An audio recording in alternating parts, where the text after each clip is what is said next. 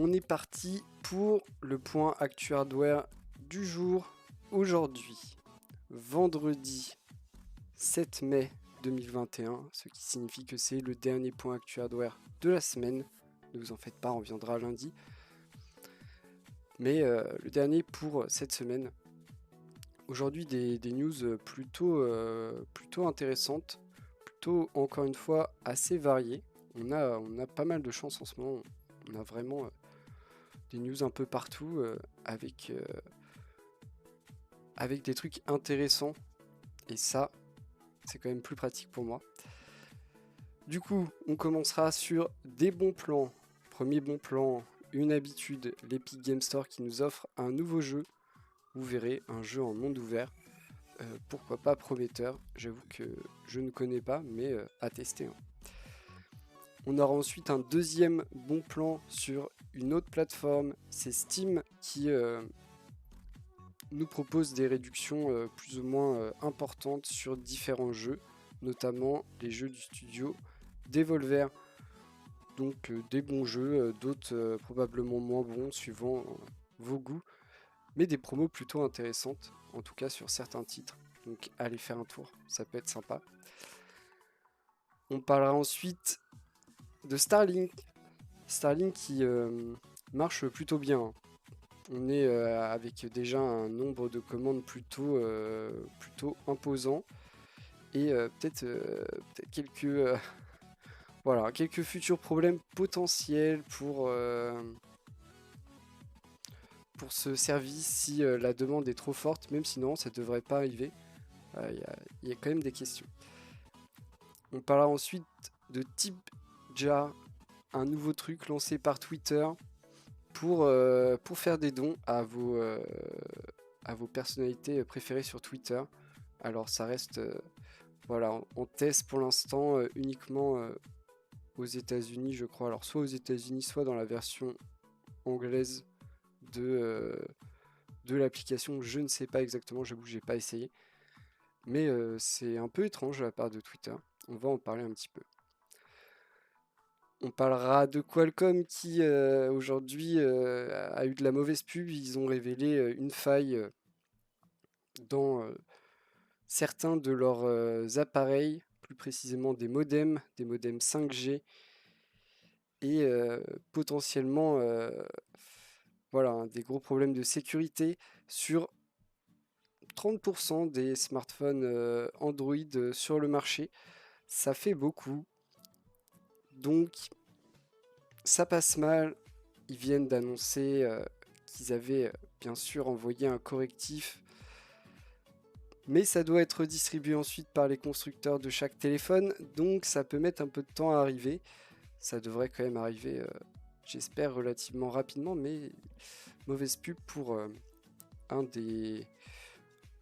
Même peut-être le leader en termes de nombre.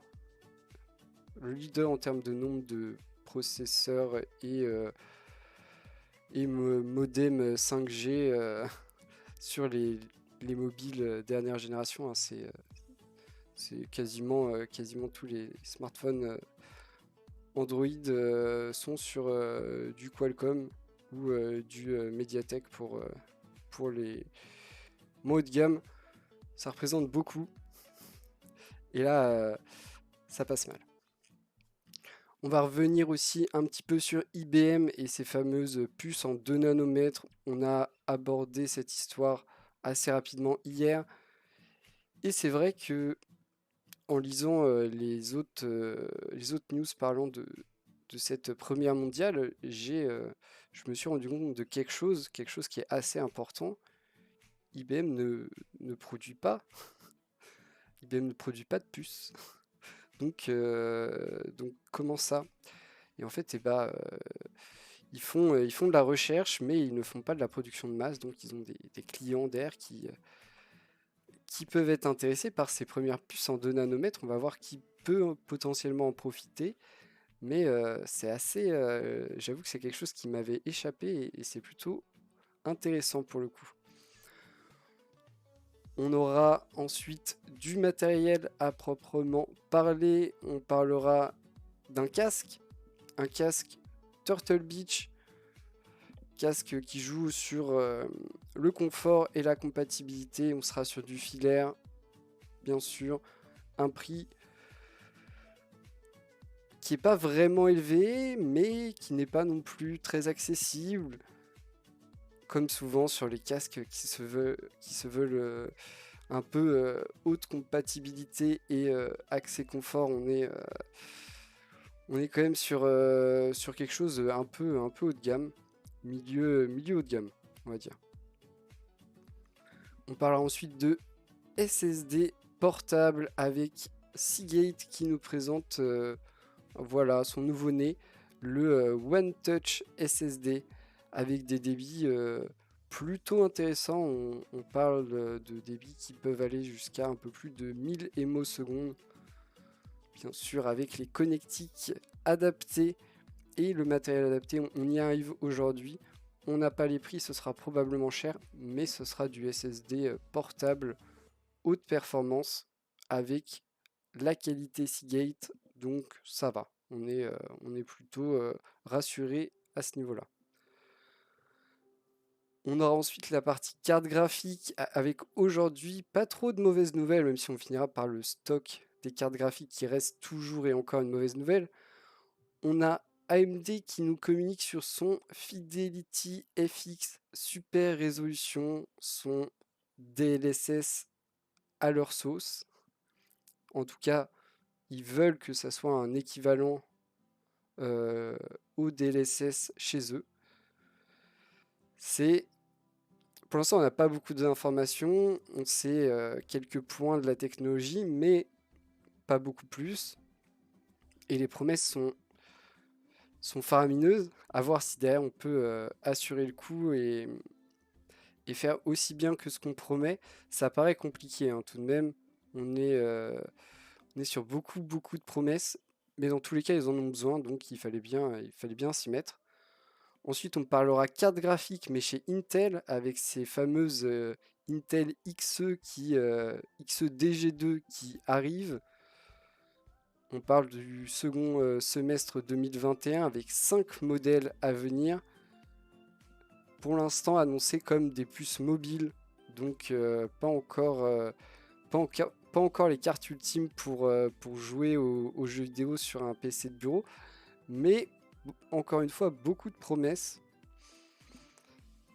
C'est une première, c'est un peu comme AMD et son Fidelity FX Super Résolution. Ça va être une première. À mon avis, les premières, c'est rarement les projets les plus aboutis, mais on verra. Et on finira avec deux écrans orientés haut de gamme et très haut de gamme chez Gigabyte de la gamme Aorus, donc très haut de gamme premium, et Philips avec quelque chose d'audacieux. On parlait de haute compatibilité avec le casque Turtle Beach. Ici, on est pareil, on est vraiment dans la haute compatibilité et potentiellement optimisé avec tout, et ça, c'est assez incroyable. Par contre, le prix, voilà. On commence tout de suite avec des trucs bien moins chers et on commence avec du gratuit, donc comment faire moins cher que gratuit. Un jeu offert comme régulièrement sur l'Epic Game Store. Ici, c'est Pine qui nous est offert pendant une semaine ou deux, un truc comme ça. C'est toujours pareil. On nous parle d'un jeu d'action-aventure en monde ouvert, situé dans un monde simulé dans lequel les humains n'ont jamais atteint le haut de la chaîne alimentaire. Donc, on nous explique qu'on va devoir combattre contre d'autres espèces pour tenter de protéger la nôtre, donc les humains. Ça paraît flippant comme ça quand même, alors que les graphismes ont l'air un peu plus colorés, joyeux, enfantins. Je vous avoue que je sais pas trop, mais c'est gratuit, donc faites-vous plaisir. Encore une fois, moi c'est pas encore fait, mais ça le sera bientôt. Ce sera ajouté à ma bibliothèque, bien sûr, c'est gratuit. On verra si on y joue plus tard, mais on prend la possibilité avec grand plaisir. Salut KitCash, j'espère que tu vas bien. T'es vachement tôt aujourd'hui, c'est incroyable. On continue avec un autre bon plan un peu plus cher que gratuit, malheureusement, mais des réducs qui peuvent être intéressantes sur pas mal de jeux Devolver, donc un studio qui fait pas mal de trucs, hein, en vrai, pas mal de petits. Ils font pas de très très gros jeux en général, mais je pense qu'ils en ont fait quand même quelques-uns dans leur histoire. Souvent, c'est plus des petits jeux.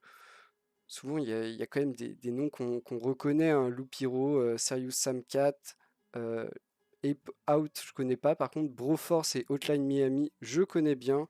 Des réductions de 20 à 80%, voire 90%, probablement sur les titres les moins, voilà, hein, peut-être les moins plébiscités par la communauté. Ça reste des réducs, si ça vous intéresse, il faut aller voir. Les réducs, c'est pas à l'infini. Et si ça permet d'avoir un jeu à, je sais pas, la moitié de son prix, c'est toujours très intéressant. Donc, pensez à aller faire un tour. Je vais pas détailler tous les titres, le mieux c'est d'aller voir par vous-même. Ah, tant mieux, hein, moi je suis content de vous voir. Yo Banksy. On continue avec Starlink et voilà, Starlink, beaucoup de promesses. On nous a promis des débits à la hausse et une latence à la baisse. C'est franchement dans le monde du réseau, qu'est-ce que vous voulez de plus? Des débits à la hausse et une latence à la baisse? Rien. Incroyable.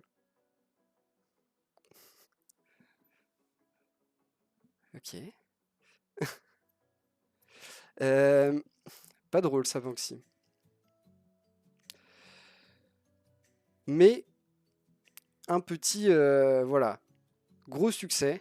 Gros succès ici parce que déjà 500 000 commandes passées pour, depuis février, je crois, c'était le début de la possibilité de s'inscrire à ce service dans les zones disponibles.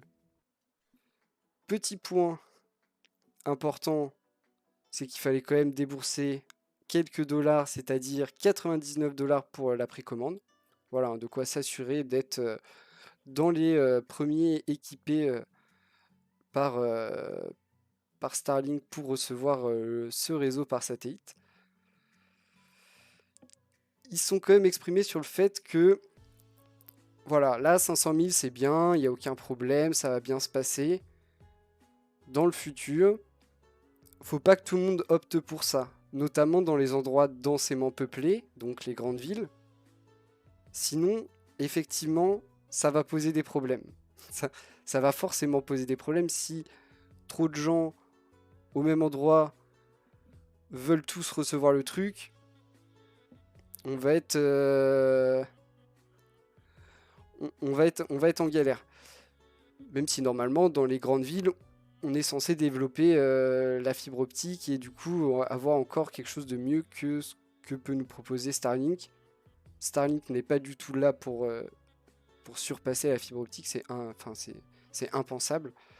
Il est là pour être présent là où la fibre optique est peu compliquée à amener et en gardant à l'idée d'avoir un internet qui est vraiment du haut débit. Parce que parfois, hein, je veux pas vous mentir, ce qu'on annonce comme du haut débit, tranquille quoi. C'est quand on a moins de 10 mégas, difficile d'appeler ça du haut débit quoi. Si on veut quand même aller jusqu'à du 300 mégas, ce qui commence à être effectivement du haut débit. Encore une fois, on est loin de ce que peut faire la fibre, mais le but n'est pas là. Et clairement, bah, du coup, ils sont hyper chauds, hein. Ils sont hyper chauds, ils ont 500 000 précommandes pour du coup les nouveaux territoires. Et bah, eux, ils veulent la terre, hein. Ils veulent être présents partout et que n'importe où on puisse voilà, souscrire à leur service, avoir notre petite parabole, parce que ça reste du satellite, hein, donc il faudra avoir une parabole et capter un réseau décent avec une latence faible et un débit élevé. C'est vrai que la promesse est assez incroyable, même pour en vrai plein de choses. Imaginez Imaginez, je sais pas, les trucs de recherche au milieu de nulle part, notamment au pôle, ce genre d'histoire. Et bah, sachez qu'ils ont des connexions internet très faibles, malheureusement, et pourtant ils ont des besoins, parce qu'ils ont des besoins d'envoi de données quasiment constants. Donc du coup, tout est utilisé pour ça, et les gens sont un peu privés de plein de services d'internet, parce que les bandes passantes ne sont pas assez grandes pour tout faire, ce qui est quand même dommage. Quand même dommage, on a des moyens de solutionner le problème, donc effectivement c'est bien de les utiliser. Là ici Starlink c'est plus à la base un service grand public, mais n'imaginez pas les trucs de recherche, s'ils peuvent souscrire à ça et si c'est mieux que ce qu'ils ont actuellement, ils vont pas s'en priver. Donc ça a quand même des grands intérêts. La pollution de l'espace est un des contre-arguments, forcément ça demande beaucoup de satellites. Et encore une fois, beaucoup de sociétés veulent fournir ce service d'internet par satellite. Moi, c'est un peu le seul truc qui me pose problème, c'est trop de satellites. On continue avec une initiative, un test de la part de Twitter que j'ai trouvé assez étrange. Pas vraiment dans l'idée que moi je me fais de Twitter et de où Twitter doit aller, mais encore une fois, ça n'engage que moi. Ici, ils essayent type jar. Alors, je sais même pas comment ça se traduit, type jar. Jar, c'est quoi? C'est un bocal? Donc, le bocal à pourboire. En tout cas, le principe est simple, c'est de faire un don à votre personnalité préférée sur Twitter, donc votre tweetos préféré. Pareil, j'aime pas trop le mot tweetos, mais un pot à pourboire. Ouais, ok. Je vois le truc très à l'américaine, ça, non? Très à l'américaine, le pot à pourboire. Du coup, en même temps, Twitter est américain, donc pas vraiment étonnant. Du coup, c'est assez simple à comprendre. C'est assez simple à comprendre. Le principe existe depuis bien longtemps via d'autres moyens, divers plateformes qui permettent aussi d'ouvrir une cagnotte pour des dons du genre. En France, il y a quoi? Il y a Tipeee, non? Mais il y en a sûrement d'autres qui existent que je ne connais pas parce que je suis pas du tout expert sur le sujet. En tout cas, je trouve que c'est un peu étrange de retrouver ça sur Twitter. Je comprends pas trop. Encore une fois, il y a déjà des plateformes qui permettent de le faire. Donc c'est pas intégré à Twitter, mais il suffit de caler un lien et derrière, ça marche très bien. Là, c'est aussi un moyen de garder le contrôle, à savoir si derrière ils prennent une part ou pas. C'est aussi ça qui peut être intéressant. Bien sûr, on ne le sait pas, hein. Mais, mais voilà, j'avoue que je suis un peu perplexe sur ça. Je suis pas méga convaincu que ça marche. Après, encore une fois, peut-être qu'aux États-Unis, ça peut marcher fort. Et les États-Unis, c'est encore un écosystème différent de chez nous. Peut-être que ils y voient plus d'intérêt que chez nous. Mais en France, en tout cas, pas méga convaincu. Et honnêtement, c'est vraiment. À la limite, j'aurais vu, j'aurais vu ça arriver sur Instagram, là où tu peux avoir une mise en avant vraiment d'un point de vue, je sais pas, artistique ou ce genre de truc. Twitter est quand même moins approprié à ça et plus approprié à faire des réflexions. Alors, après, est-ce qu'il y a un intérêt à Twitter? C'est une autre histoire, mais donc je sais pas, mais effectivement, les ricains donnent beaucoup, donc peut-être que c'est que pour les ricains. Enfin, de toute façon, pour l'instant, c'est que pour les ricains. De ce que j'ai compris, ce sera peut-être que pour les ricains. À voir.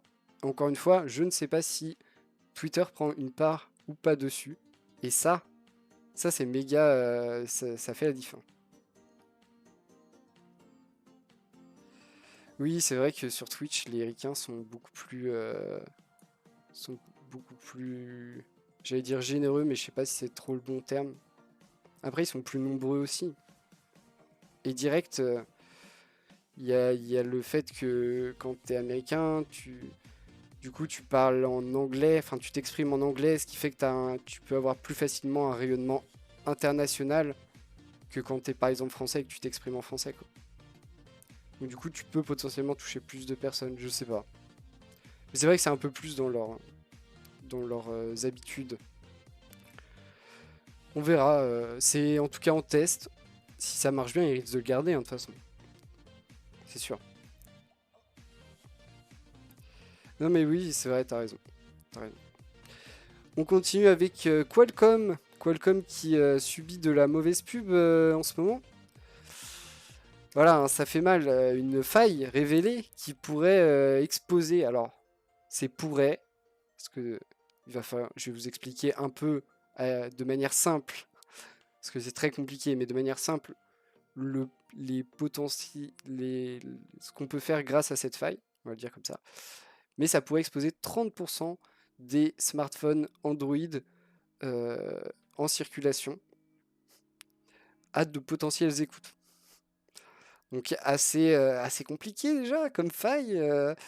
Voilà, hein, franchement, le moment où on se fait écouter à son insu, c'est que la sécurité, elle n'a pas marché, hein. On va pas se mentir. C'est en fait une partie de ce que fait Qualcomm. Ici, c'est par rapport à un modem 5G. Du coup, je vous avoue que je suis un peu étonné de ces 30%, mais visiblement, il y aurait 30% des smartphones Android qui seraient sous modem 5G Qualcomm. Et en plus, c'est pas tous les modèles de modem 5G Qualcomm, mais bon. Je savais que c'était géant Qualcomm, j'avoue que je me rendais pas compte que c'était à ce point-là. Ça ne touche que les modèles 5G. Et en fait, il y a un genre de faille qui fait que potentiellement on peut aller voilà, avoir accès à tout, lancer du code, tout ça. Le moyen d'y accéder, c'est quand même que vous installiez d'abord un processus qui vient tirer profit de cette faille, donc potentiellement une application malveillante. Voilà. C'est quand même pas un truc totalement accès à distance. Faut pas non plus abuser.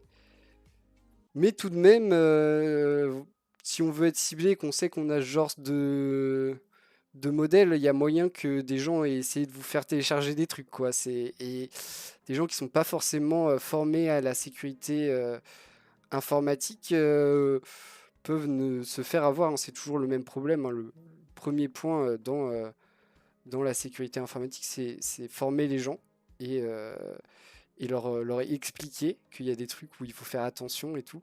C'est le premier point. Souvent, les erreurs sont humaines et juste de l'inadvertance ou ce genre de truc. Donc forcément, c'est devenu public, ça fait de la très mauvaise pub. Ils se sont empressés de dire qu'ils avaient bien sûr envoyé un correctif pour combler cette faille parce que ça passe mal et ça touche tellement de mobiles que ça passe encore plus mal dans le monde entier. Seul problème, et ça c'est un peu un problème lié à Android, c'est que du coup, eux, Qualcomm, font ce modem, ils ont fait les correctifs pour combler les failles sur le système de ce modem, mais derrière, ils peuvent pas mettre à jour, donner la possibilité aux utilisateurs directement de mettre à jour pour corriger les failles. Ils doivent passer par les fabricants de chaque téléphone, de chaque téléphone qui utilise ce modem. Et eux derrière doivent voilà, les remettre à leur sauce avec la surcouche et les intégrer, ce qui prend du temps qui est un peu dommage, ce qui fait qu'à l'heure actuelle, et bah, forcément, le correctif il n'est pas arrivé sur les téléphones et que la faille est découverte au grand jour. Du coup, ça pose quand même quelques problèmes. J'imagine que les constructeurs vont s'empresser, en tout cas je l'espère pour vous, d'incorporer les correctifs pour combler les failles, parce que c'est le genre de faille qu'on préfère ne pas avoir, hein, quand même. Même si, effectivement, si on est prudent, il y a quand même peu de chances de se faire avoir. Dans le doute, je préfère que ça soit sécurisé ou en tout cas que le monde entier ne connaisse pas les failles, parce qu'il y a toujours des failles, hein, c'est aussi ça un des majeurs problèmes des systèmes. Mais je préfère que le monde entier ne sache pas qu'il y a une faille. Là, clairement, même quelqu'un qui n'a que très peu de connaissances, il est au courant que, en faisant 2 recherches sur Google, il est au courant que la faille existe et comment l'utiliser, ce qui est un peu problématique. On continue avec IBM. IBM, on en a parlé hier assez rapidement, mais on va revenir dessus parce que effectivement, il y a quelque chose qui m'avait échappé dans cette histoire. Du coup, quand j'ai pas donné toutes les infos, je reviens dessus forcément. IBM hier qui a annoncé avoir fait quelque chose, une première mondiale, les premières puces en 2 nanomètres de l'histoire, qui a, bon, on peut le dire, hein, coiffé. Enfin, en vrai, tout le monde s'attendait à ce que ce soit TSMC qui arrive et qui dise bon bah voilà, maintenant on est aux 2 nanomètres, machin. C'est IBM qui arrive et qui dit bah nous on les a, hop, let's go, c'est cool. Mais je suis passé à côté de quelque chose, c'est que IBM il fabrique pas de puces. Ils arrivent et ils nous disent bah ouais, nous on a fait des puces en 2 nanomètres, incroyable, c'est la première fois dans l'histoire qu'on fait ça. Mais en fait, eux, ils produisent pas de puces. Et non, non, non, ils produisent pas de puces, hein. Ils l'ont fait, fut un temps. IBM qui a été pendant un moment number one de l'informatique mondiale. Et il y a maintenant un peu longtemps, hein, mais fut un temps quand même. Aujourd'hui, aujourd'hui plus de production de puces, mais par contre, ils n'ont pas arrêté de. Voilà, ils avaient quand même. C'est quand même des gens qui ont peut-être loupé des tournants, on va pas se mentir, mais ont continué d'exister dans le monde de l'informatique, qui est un secteur quand même assez cruel si on n'arrive pas à se tenir aux normes des dernières technologies. Et ils ont quand même survécu, ce qui n'est pas si simple que ça, vu les erreurs qu'ils ont pu parfois faire. Euh, et ils ont quand même eu des gens qui ont innové au sein d'IBM, c'est aussi ça qu'il faut retenir. Du coup, ils ont gardé la partie recherche et développement sur les puces pour derrière revendre voilà, hein, des process, des technologies, ce genre de trucs à des entreprises qui fabriquent elles-mêmes des puces. Notamment, ils ont beaucoup travaillé avec Samsung, voilà, pour leur, pour les puces Samsung, pour les puces que fabrique Samsung aujourd'hui. Donc, c'est pas non plus n'importe qui dans l'univers des puces, mais c'est pas eux qui les fabriquent. Ils inventent, ils font les process et derrière, hop, on a le truc le mieux du monde qui veut l'acheter. Du coup, la grande question est de savoir qui va en profiter derrière. On sait que ce sera pas TSMC. On sait que ce sera pas TSMC. TSMC, forcément, qui à l'heure actuelle est number one dans les plus basses finesses de gravure, utilise en vrai une vieille technologie qu'ils ont juste miniaturisée à l'infini, mais ils utilisent une façon de faire des puces qui date des années 80, un truc comme ça. Enfin, c'est vraiment une vieille tech. Ici, IBM, ils sont sur quelque chose qui va toucher à toutes les dernières technologies, même en termes de design de transistors. On va pas rentrer dans les noms techniques, mais en gros, ils font pas les transistors de la même façon que TSMC, ce qui leur permet voilà, d'avancer à des finesses toujours plus basses, là où TSMC a visiblement pas encore réussi, parce que sinon on le saurait, hein. Je vous garantis que quand une entreprise arrive à faire une première mondiale, on est au courant. Ça fait une sacrée pub et on est au courant. Du coup, on pourrait se dire que c'est Samsung qui va probablement profiter de ces nouvelles technologies d'IBM.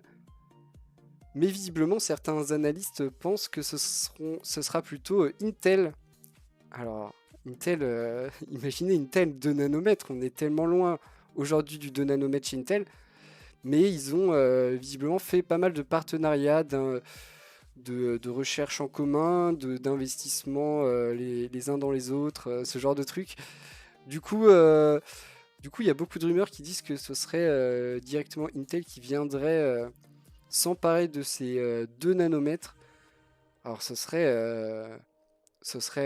assez incroyable. On en est tellement loin chez Intel. Imaginez un gap un jour aussi grand, je sais pas, mais en tout cas c'est intéressant et effectivement j'étais passé à côté de ça. IBM ne produit pas de puces. Ils, ils en développent juste et ensuite ils font de la recherche et du développement autour des puces. Et du coup, c'est plutôt intéressant. J'étais pas trop au courant et voilà, maintenant je le suis. Plus d'excuses. On continue avec un casque Turtle Beach, le Recon 500. Regardez, incroyable. Alors, au choix, soit en noir, soit en camo neige. On va l'appeler comme ça. Disponible à 80 euros. On vise le casque gaming, hein, vous l'avez vu, il y a un micro, tout ça. Mais on vise surtout le confort. Regardez-moi ces écouteurs hyper grands. On est sur des transducteurs de 60 mm, ce qui est très grand. Transducteurs, c'est les haut-parleurs dans vos oreillettes. Pour les gens qui ne connaissent pas, il va vraiment être pour un maxi confort. Je pense que c'est ça le but. Il est un peu cher, 80 euros, surtout qu'il est filaire. Mais à la base, Turtle Beach est surtout et d'abord les casques consoles. Les casques consoles sont en général chers. Je ne sais pas pourquoi, me demandez pas pourquoi, mais en général ils sont chers. Et du coup, pour un casque console, c'est pas si cher que ça. Là où certains PCistes me diraient quoi, 80 euros pour un casque avec un câble jack comme ça. Et oui, chacun ses goûts, chacun ses envies, mais au moins vous pourrez le brancher sur n'importe quoi et il fonctionnera. Et pareil, encore une fois, pour les utilisateurs de consoles, c'est quand même un gros avantage de ne pas avoir à se dire est-ce qu'il va marcher sur ma console ou pas, est-ce qu'il est compatible. Là, ça va être compatible. Effectivement, l'intérieur peut faire peur, mais en fait, je pense que les écouteurs sont tellement grands et enfin après tout dépend aussi de votre tête, de vos oreilles et tout, mais je pense que en fait on reste très loin de cette partie qui a l'air un peu plastique et effectivement pas super confortable. Le problème des cas c'est que souvent il faut les essayer et souvent c'est très compliqué de les essayer, mais voilà pour un joueur console qui aime la marque Turtle Beach, pourquoi pas. Moi je vous avoue que c'est pas trop ce que je recommanderais surtout à un utilisateur PC. J'avoue que je préfère un peu plus, par exemple, les casques Logitech, qui peuvent être moins chers et tout aussi agréables et sympas. En vrai, au niveau confort, il a l'air quand même plutôt bien. Et ce sera quali, hein, Turtle Beach, ils font pas n'importe quoi, ça fait longtemps qu'ils font ça. On sera sur quelque chose qui tiendra plutôt bien dans le temps, qui sera qualitatif et confort. Mais c'est du jack et 80 euros. Par contre, le camo blanc, je juge pas, hein. Je juge pas, mais pas moi. Pas moi le camo blanc. Si, un petit peu, mais je pense que les oreilles touchent pas en fait. Je pense que les oreilles touchent pas et que du coup, c'est. Mais encore une fois, ça dépend de vos oreilles. Je pense que ça pose pas de problème du moment qu'il y a l'espace nécessaire. Et les oreillettes sont tellement grandes que pour moi, il y a totalement l'espace nécessaire. Mais encore une fois, le mieux c'est quand même d'essayer, hein. On continue avec du stockage portable chez Seagate. Assez ouf. Seagate qui est quand même voilà, un grand nom du stockage. Ici, il nous présente leur dernier né, le One Touch SSD même. Moi aussi, j'aimerais aller. Ce One Touch SSD vous promet monts et merveilles, un SSD externe qui est tout petit, qui est tout léger, seulement 74 grammes. Incroyable, vous pourrez l'avoir dans la main et oublier que vous l'avez dans la main. On vous promet une capacité de 500 Go jusqu'à 2 Tera, donc on aura classique 500, 1 Tera, 2 Tera. Des débits de fou, jusqu'à 1030 MO secondes en lecture et écriture séquentielle, vu qu'on est sur du SSD NVMe et on utilise une connectique dernière génération USB 3.2 Gen 2 en type C pour, voilà, pour être un minimum bridé et atteindre ces magnifiques débits. En vrai, c'est pas dédié à tout le monde. Tout le monde n'a pas besoin d'avoir ce genre de débit là. Faut quand même traiter des gros fichiers pour se dire que c'est nécessaire d'avoir ce genre de débit sur du stockage externe. Mais effectivement, certains en ont vraiment besoin. Et du coup, pour eux, ça existe. Et c'est bien. On sera qualité Seagate au top. On sera des débits ultra performants, très légers, très petits. Ce sera un peu cher, hein. On n'a pas les prix ici, mais ce sera un peu cher, hein. C'est tout de même du top stockage externe en termes de performance, poids, taille, tout ça. Petit point qui me fait un peu marrer, on nous annonce que le disque, qui n'est pas un disque, mais le disque quand même, est donné pour résister à une chute de 2 mètres, mais on ne sait pas si le boîtier l'est, donc ne le faites pas. Pourquoi pourquoi mentionner ça? Mais ok, j'aime bien l'anecdote. Je continue et je traîne pas si je veux faire du Trackmania. On continue avec l'AMD Fidelity FX Super Résolution qu'on va tout de suite se mettre d'accord. On l'appellera le FSR parce que sinon je vais en avoir marre. Donc ce FSR, c'est quoi? C'est la concurrence du DLSS sauce AMD. Le but, avoir un genre d'upscale qui permettra de rendre le processus d'affichage d'une image haute résolution et qui à la base nécessite beaucoup de performance pour être affiché soit réduit. Voilà, c'est ça le principe. Mais ça ne marchera pas du tout comme le DLSS. C'est le point important qui souligne. On nous explique, alors ça c'est très technique, mais on nous explique que là où le DLSS intervient vraiment à la fin, prend l'image calculée en plus basse résolution et avec sa magie assistée par l'intelligence artificielle, vous l'affiche avec une plus haute résolution quasiment sans perte. Là on nous explique que ça viendra bien plus en amont du processus de calcul de la carte graphique. Voilà. Sans autres détails particuliers, mais c'est normal, hein, il n'est pas encore sorti, donc ils vont pas tout dévoiler. Deuxième point, très important, il ne s'appuie pas sur de l'intelligence artificielle et donc ne s'appuie pas sur du matériel dédié, ce qui laisse entrevoir en théorie une compatibilité universelle avec tout type de carte graphique, même, et c'est ça là que c'est un peu marrant, même potentiellement des cartes graphiques Nvidia non RTX qui ne bénéficient actuellement pas du DLSS. Le petit point à soulever quand même qui peut être intéressant. Et on nous dit que les premières versions arriveraient en juin. Donc voilà, compatible avec les GPU Nvidia. Voilà. Honnêtement, ça fait longtemps qu'on en parle. Ils se doivent de sortir quelque chose du style, alors pas forcément avec tout ça, mais au moins pour permettre, parce que ça c'est un problème, pour permettre à ces cartes graphiques dernière génération, les plus haut de gamme, de pouvoir faire tourner des jeux avec du ray tracing et un jeu fluide, ce qui à l'heure actuelle est impossible vu que le ray tracing est juste trop gourmand pour n'importe quelle carte et que Nvidia a trouvé la solution en trichant avec le DLSS, mais AMD n'a pas cette solution.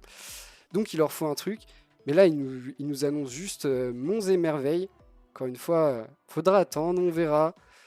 La première version ne sera sûrement pas la meilleure, mais les promesses sont assez infinies.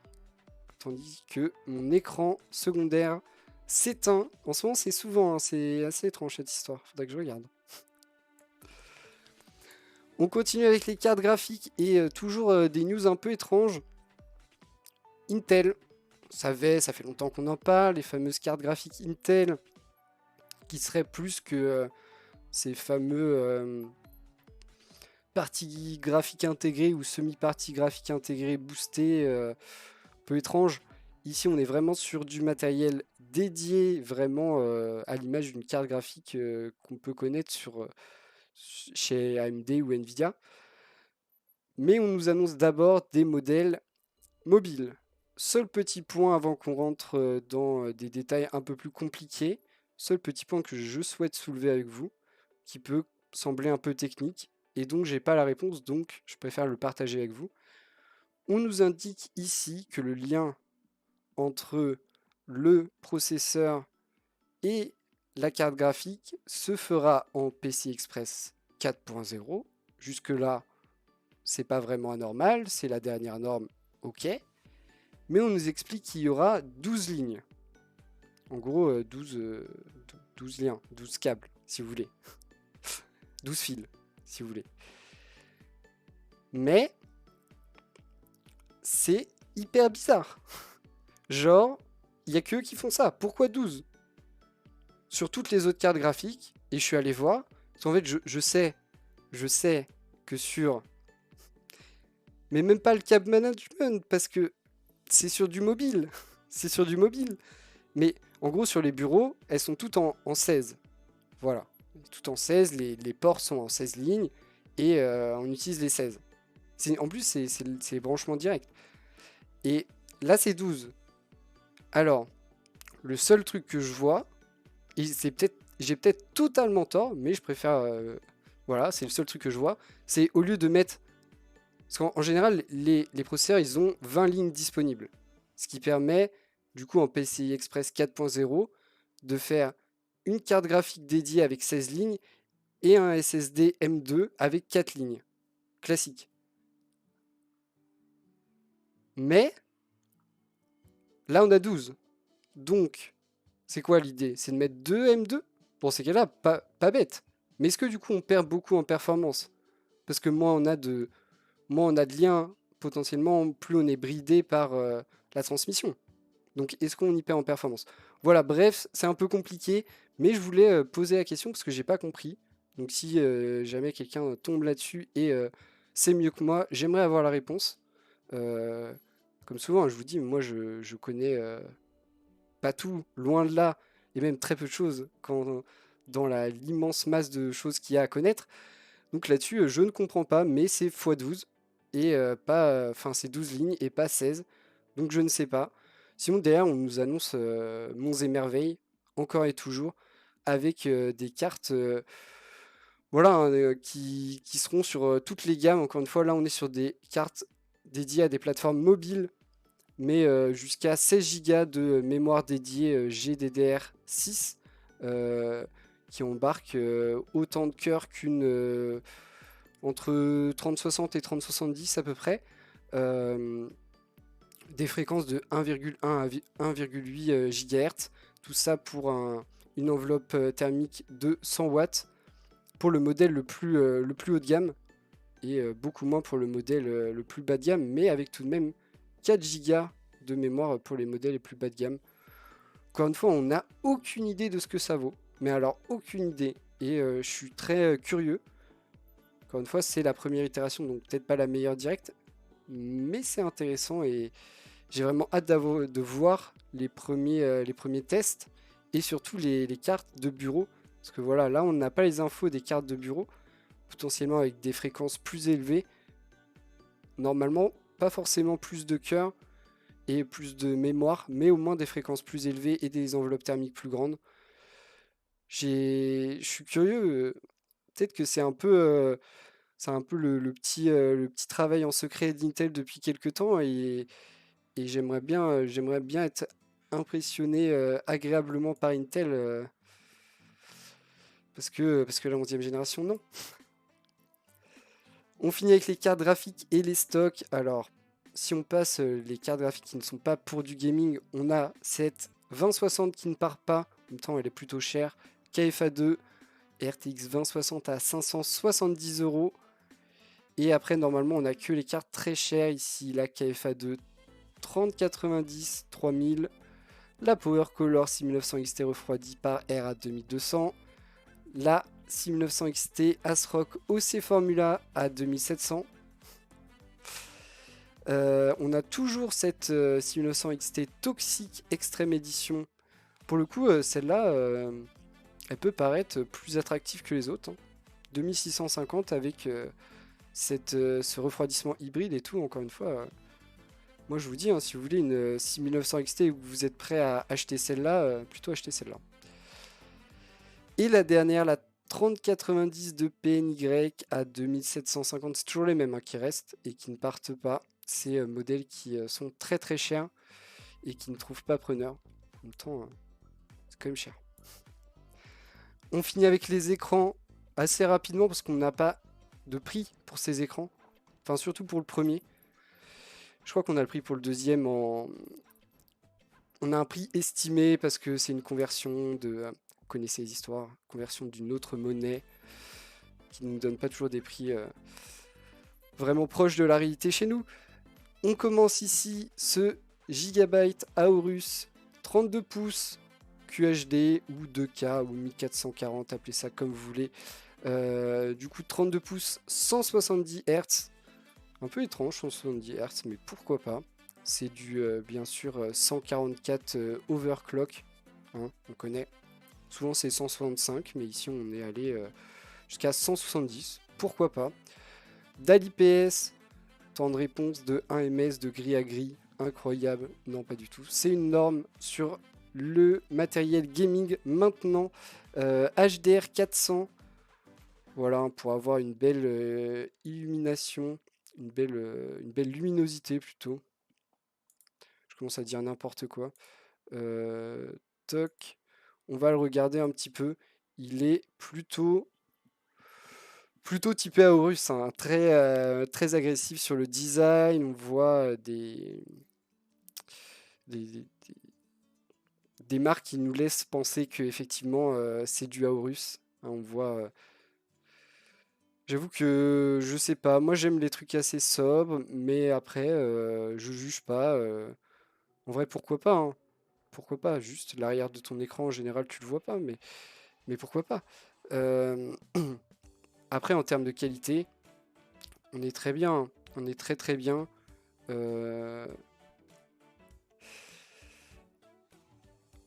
Bah, ça se trouve, tu as ce modèle, ce modèle-là en version avant, quoi. On sera sur du, de toute façon, on sera sur du top qualité. On a ce pied qui est par contre très très bien pensé au niveau de la modularité. On a vu hauteur, inclinaison, rotation, tout ce qu'on aime. On sera sur un matériel très bien fini. Aorus, on est sur du haut de gamme, hein. Haut de gamme, voire très haut de gamme. C'est en vrai, c'est un régal. C'est juste qu'il sera probablement plutôt cher, mais il fait pas de, voilà, il n'y a pas de choix. Il n'y a pas de choix ici. On en a pour tout. Si vous voulez jouer avec une haute résolution, on va jusqu'au QHD, ce qui est largement suffisant pour bien kiffer. Si vous voulez avoir un truc un peu gaming compétitif, on va jusqu'à 170 Hz, ce qui est quand même en général suffisant pour quasiment tout le monde, à part les plus gros compétiteurs. 32 pouces, grand écran, on n'a pas le prix, on sera sur top qualité, un peu de RGB à l'arrière.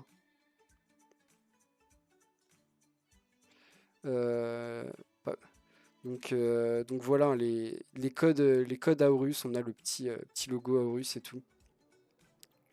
Au final, en illuminé, c'est plus beau que sans être illuminé. Je trouve plus beau comme ça.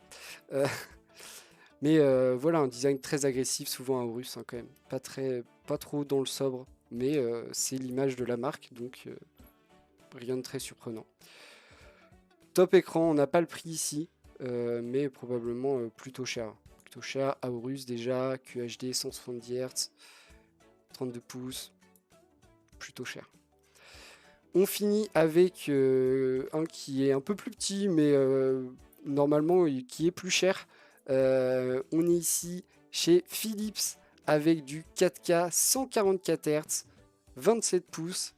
Et honnêtement, la promesse infinie. Vraiment, là aujourd'hui, Philips il nous présente un modèle qui est promesse infinie. On est G-Sync compatible, on est Design for Xbox, on a le FreeSync aussi, 4K 144 Hz, on a une dalle IPS, HDR 600, luminosité top. On a même la petite pépite que moi personnellement je trouve géniale de Philips qui est l'Ambiglow avant Ambilight. En tout cas, la lumière sur les bords de votre écran pour une immersion toujours plus totale. Et je trouve ça très très propre. Un pied qui est très sobre pour le coup. Pour cet écran qui n'est pas très grand, seulement 27 pouces. Mais vraiment, on nous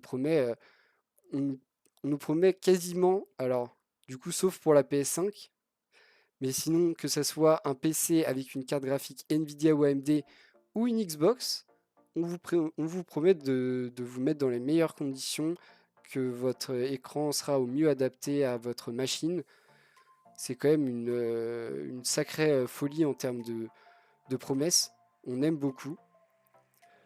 Et on nous annonce un tarif qui serait à 859 € quand on fait une conversion brute depuis les Émirats Arabes Unis, je crois. Donc voilà, ce qui ne donne pas trop une idée. Mais j'aime beaucoup, et j'aime beaucoup l'Ambiglow surtout. Surtout l'Ambiglow, j'aime beaucoup l'Ambiglow. Voilà qui conclut notre dernier point actu hardware de la semaine. J'espère que vous avez apprécié cette semaine d'actualité et toutes ces news pour le coup très intéressantes cette semaine. C'était vraiment riche et varié. Comme d'habitude, je vous invite à faire des retours et on se retrouvera lundi pour le retour de l'actualité. Bien sûr, on fait la pause pendant le week-end. Il faut bien faire des pauses. Si il y a des petits lives de temps en temps le week-end, pas d'actu. L'actu se repose le week-end et moi aussi. Et ça fait du bien. On se retrouve lundi. Merci d'avoir regardé.